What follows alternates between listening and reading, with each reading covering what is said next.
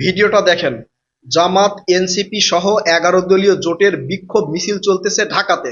আমি অনেকগুলো ভিডিও আপনাদেরকে দেখাবো, সেই ভিডিওগুলো দেখলেই আপনারা বুঝতে পারবেন যে এই 11 দলীয় জোটের ডাকে কি পরিমাণ লোকজন রাস্তায় নেমে এসেছে। তার আগে আমার হাতে একটা লিফলেট দেখতেছেন। সাধারণ জনগণকে রাস্তায় নেমে আসতে জামাতি ইসলামের পক্ষ থেকে এই লিফলেটটা বিতরণ করা হয়েছে। আমার হাতেও এই লিফলেটটা দিয়েছে জামাতি ইসলামের এক ভাই। এই লিফলেটটা পড়ার পরে আমি একদম অবাক হয়েছি। এই জামাতি ইসলাম সহ 11 দলীয় জোট কি আসলে সাধারণ জনগণের জন্য রাজনীতি করে, নাকি তারা তাদের নিজেদের জন্য রাজনীতি করে, সেটা এই লিফলেট পড়লেই আপনারা একদম ক্লিয়ার হয়ে যাবেন। এটা কিন্তু আমার লেখা নয়, এই লিফলেটটা জামাতের পক্ষ থেকে বিতরণ করা হয়েছে। আমি স্ক্রিনেও এই লিফলেটটা আপনাদেরকে দিচ্ছি। এই লিফলেটে কি লেখা আছে সেটা পড়ি, তারপরে আপনারা বুঝতে পারবেন যে এই বিরোধী দলীয় জোট যারা সংসদে গিয়েছে তারা আসলে নিজেদের জন্য রাজনীতি করে, সাধারণ জনগণের জন্য রাজনীতি করে না। এই লিফলেটের বর্ণনা যখন আপনাদেরকে দিব বা যেটা লেখা আছে সেটা যখন পুরোপুরি আপনাদেরকে পড়ে শোনাবো, তখন আপনারা সহ এই বট বাহিনী যারা আছে তারাও বুঝতে পারবে যে তারা আসলে সাধারণ জনগণের জন্য রাজনীতি করে না, নিজেদের জন্য রাজনীতি করে। সেটাও আপনাদেরকে ব্যাখ্যা করে আমি বলে দিব। আসলে এই লিফলেটে লেখা আছে কি সেটা আগে একটু পড়ি, স্ক্রিনেও আপনারা দেখেন। এখানে লিখেছে, গণভোটের রায় অমান্য করে জনগণের সাথে প্রতারণা করেছে বিএনপি সরকার। জনগণের ক্ষমতা ও মর্যাদা রক্ষায় ঐক্যবদ্ধ হন। তারপরে তারা এখানে বিএনপি কি কি চাই তার 8টা পয়েন্ট দিয়েছে। সে 8টা পয়েন্ট একটু ভালো করে শোনেন কি কি লিখেছে। ভিডিওতে একটু লাইক কমেন্ট করবেন, একই সাথে ফেসবুকে যারা দেখবেন তারা শেয়ার করে দিবেন। 1 নম্বরে লিখেছে গণরায় ছিনতাই, মানে গণভোটের কথাটা সেখানে উল্লেখ করেছেন। এরপরে লিখেছে আয়নাঘর ও দমনের রাজনীতি। এরপরে লিখেছে দুর্নীতির মহা উৎসব, বিচার বিভাগকে নিয়ন্ত্রণ করা, পুলিশ বাহিনীকে নিপীড়নের হাতিয়ার বানানো, আর্থিক খাতে লুটপাটের নীল নকশা, সাংবিধানিক প্রতিষ্ঠানের স্বাধীনতা, সার্বভৌমত্বকে হুমকির মুখে ফেলা। এগুলো নাকি বিএনপি চাচ্ছে, মানে বিএনপি এগুলো করতে চাচ্ছে। এর প্রেক্ষিতে জামাত কি কি চাচ্ছে সেইটা একটু আপনাদেরকে পড়ে শোনাই। জামাত চাচ্ছে ফাঁসিবাদ মুক্ত বাংলাদেশ গঠন, ভারসাম্য সংসদ প্রতিষ্ঠা, ধর্মীয় মূল্যবোধের প্রতিফলন, প্রধানমন্ত্রীর মেয়াদ, ক্ষমতার বিকেন্দ্রীকরণ, সাংবিধানিক প্রতিষ্ঠানের নিরপেক্ষতা, স্থানীয় বিচার বিভাগ, মানবাধিকার রক্ষা ও ন্যায় বিচার, সংস্কারের স্বীকৃতি ও স্থায়িত্ব। এটা পড়ে কি আপনারা বুঝতে পারতেছেন যে এর মধ্যে সাধারণ জনগণের আশা আকাঙ্ক্ষার প্রতিফলন হবে এমন কোনো চাওয়া জামাত এনসিপির এই জোটের মধ্যে রয়েছে? বিরোধী দলের কাজ কি?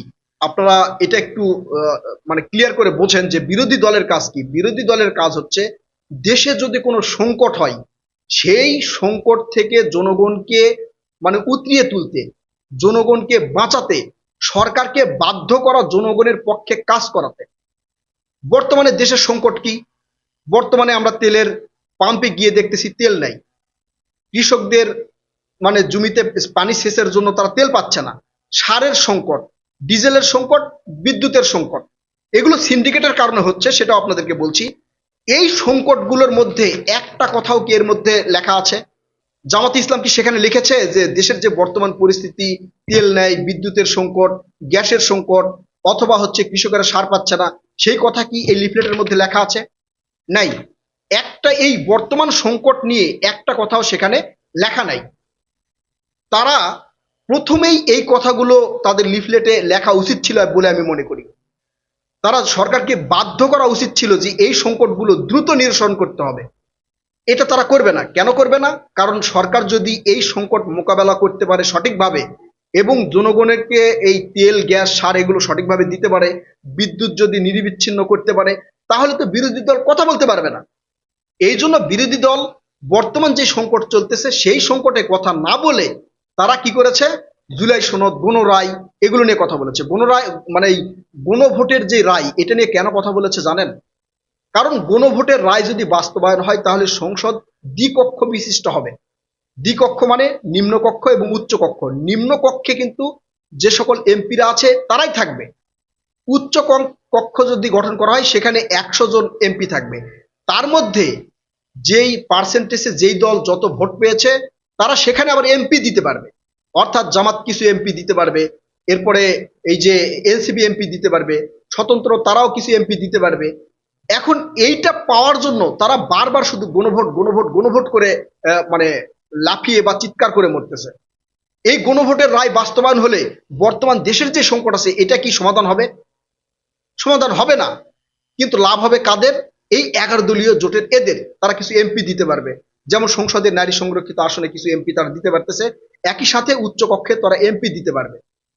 এই জন্য তারা এই গণভোট নিয়ে বারবার চিল্লাচিল্লি করতেছে। বিএনপি কিন্তু এক জায়গাতেও বলে নাই যে আমরা গণভোট মানি না বা এই গণভোটের রায় বাস্তবায়ন হবে না, বিএনপি কিন্তু কোথাও বলে নাই। কিন্তু জামাত এনসিপি দ্রুত চাচ্ছে, কারণ দ্রুত যদি এটা বাস্তবায়ন হয় তাহলে দ্রুত তারা এমপি দিতে পারবে।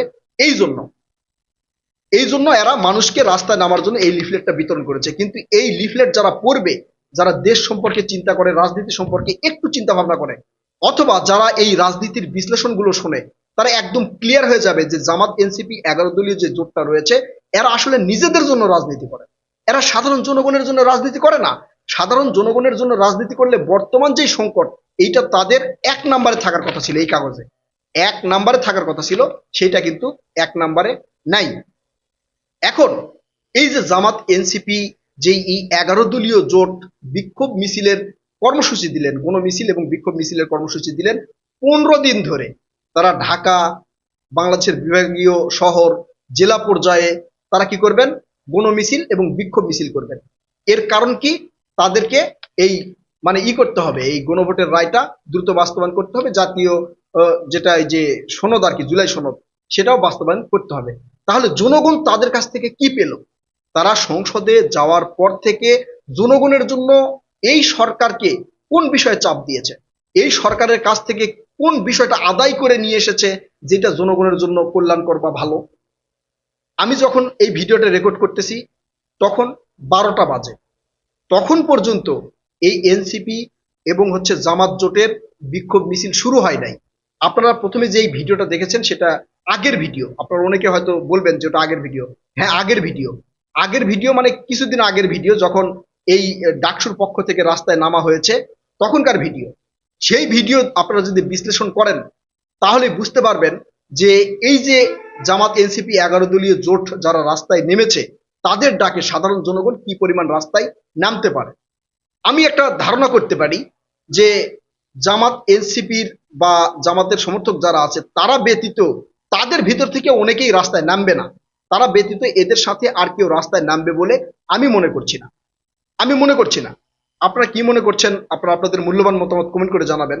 কথা হবে নতুন কোনো ভিডিওতে, ততক্ষণ পর্যন্ত ভালো থাকবেন ইনশাআল্লাহ। আল্লাহ হাফেজ।